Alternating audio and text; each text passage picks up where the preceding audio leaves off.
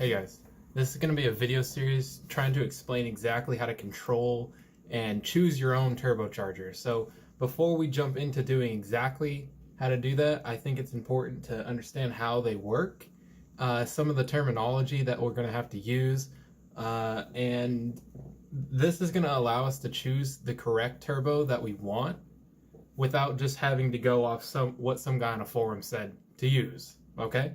So this particular video is going to be dedicated to going over the parts of the turbocharger and the general terminology. So if you feel like you already have a good grasp on some of it, I'm going to try to annotate different parts of it and then put that in the description with timestamps, so you can just click on the time and then fast forward to that point so you don't have to sit through something you already get.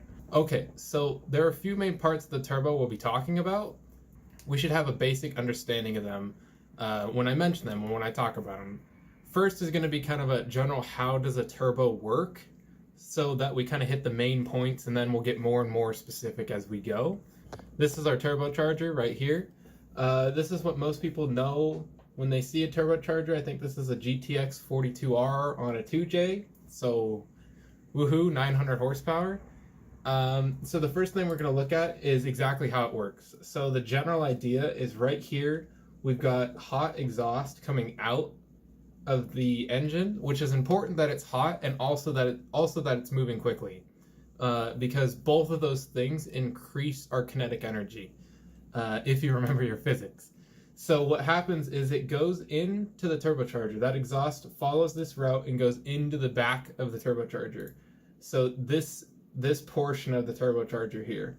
So what will happen is the gas will come in and touch this blade, or what we would call a turbine wheel. So there's two parts of the turbine wheel that are important: the exducer and the inducer. So you can think of the inducer as the intake of the turbo, and the exducer as the outlet of the turbo, or the part that would exhaust out. So the part where the gas touches first is our inducer, and the part where it leaves is our exducer.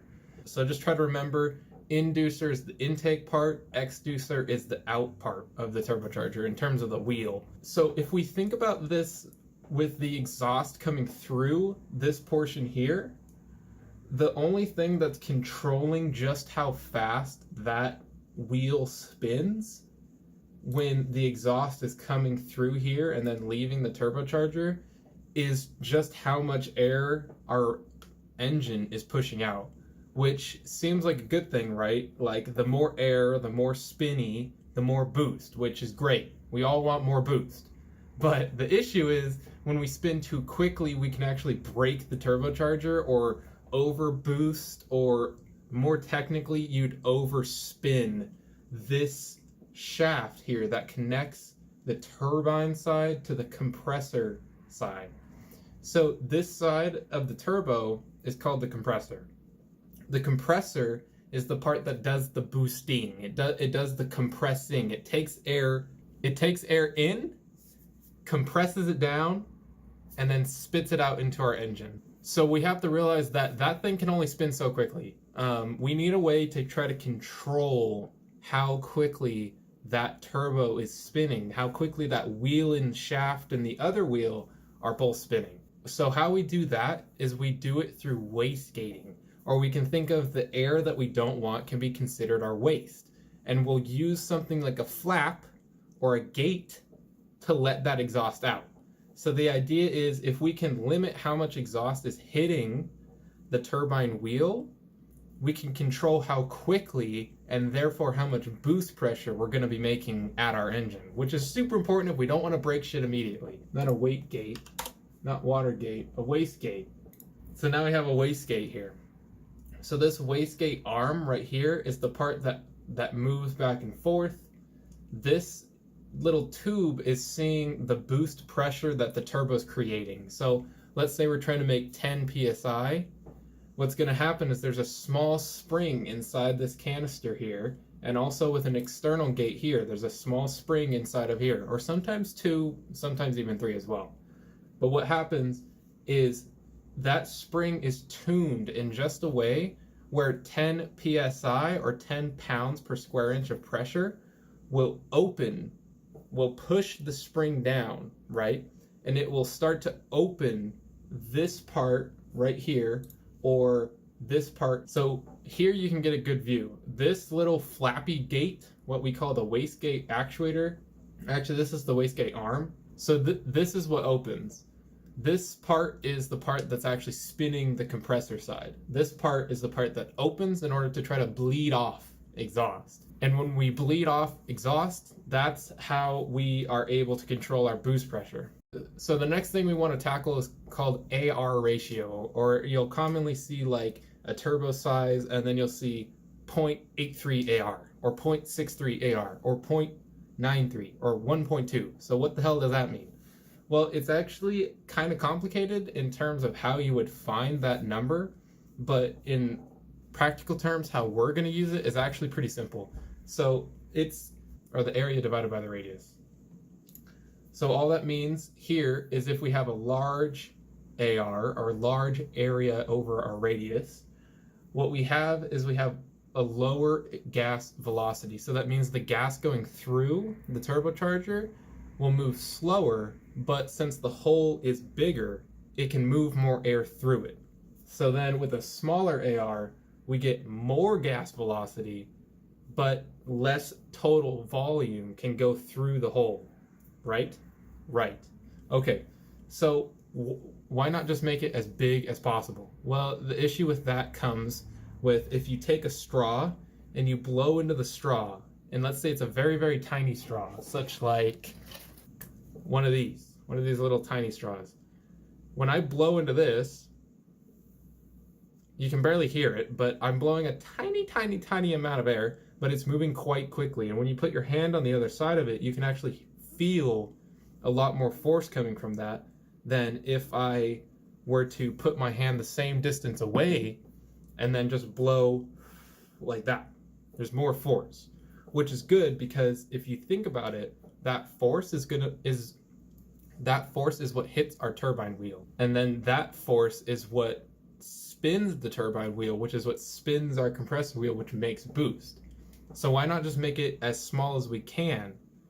Well, that's technically what we try to do. What we want to try to do is we want to try to make the AR, or this ratio, as small as possible without choking the exhaust flow of the engine as it leaves the engine. That's kind of like a balancing thing. You want it big enough, but not too big and not too small either. You want it like right in this little medium area. And that's going to be determined based on like your very specifics sort of thing. And that comes later. Okay, sweet. So we have like a great general understanding of kind of how it works and how we're able to do most of the things that turbochargers are great at doing, which is making power.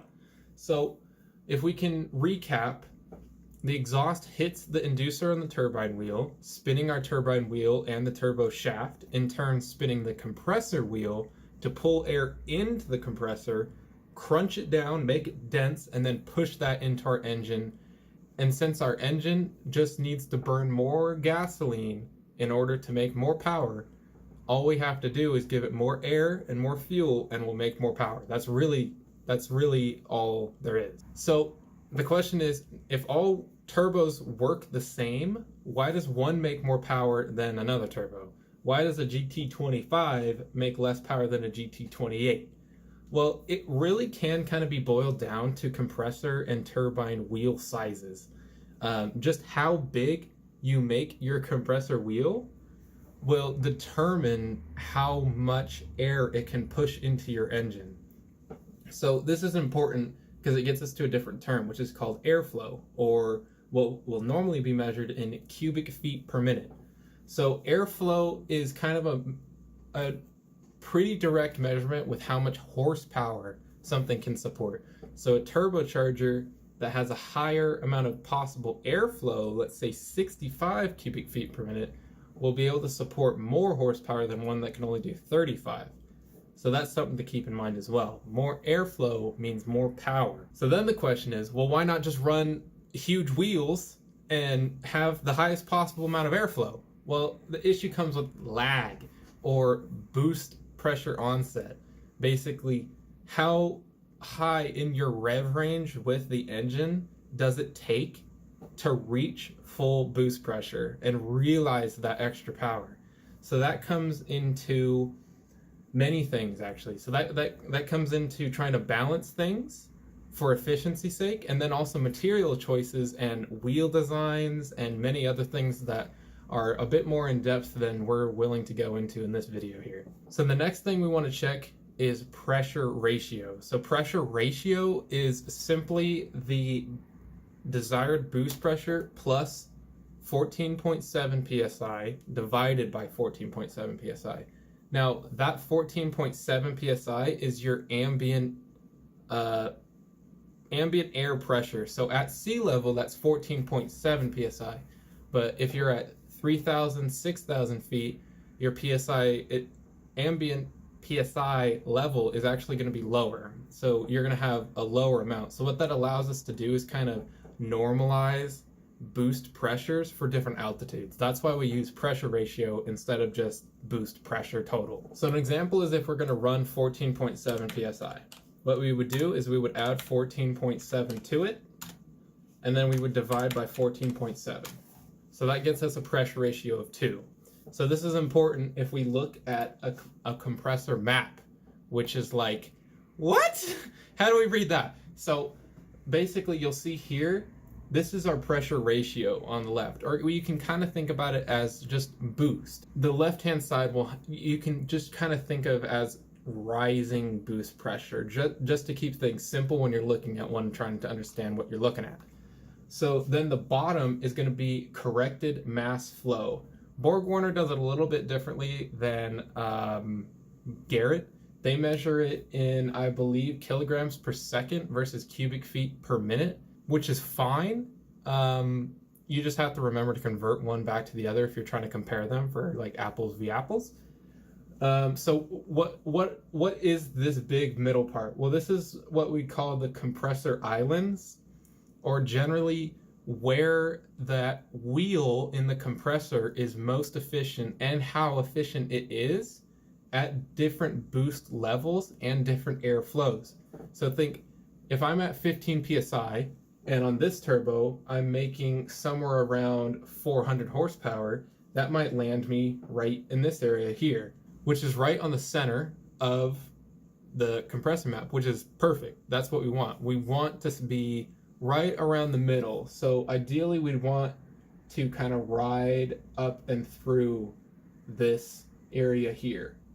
That would be if we chose the correct turbo. Sometimes they'll be too big and they'll be outside of the turbo here, and then sometimes they'll be too small and you'll be outside over here. Both of those are quite bad. This side is called the surge line, or when you'll get compressor surge back, which is basically like a reverse pressure on the engine, which is no good because it can put a lot of stress on piston rings and that sort of thing, and also valve seats too, and the internal bearing on the turbo, so it's no good. This is the choke line.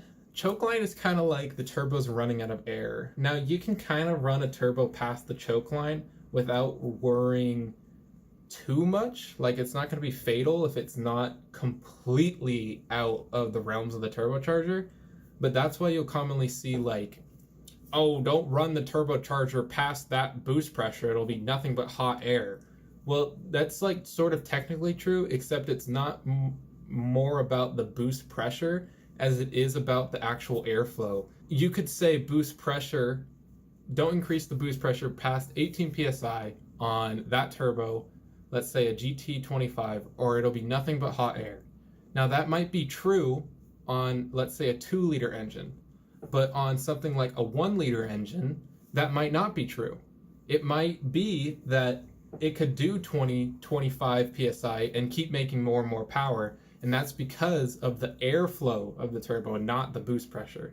So that's probably the most important thing to take away from when you're looking at these compressor maps, is that most of the issues rise from airflow in terms of creating more power. So that's it. That's everything you need to know. If you did get something, go ahead and go back and rewatch it, or just drop me a comment down below and I'll be happy to like try to answer it.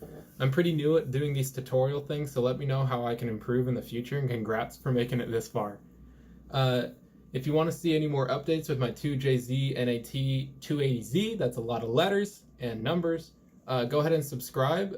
You can enable notifications with the little bell icon next to that. I'd really appreciate it to know if people are still interested in this sort of thing. Thank you. Bye.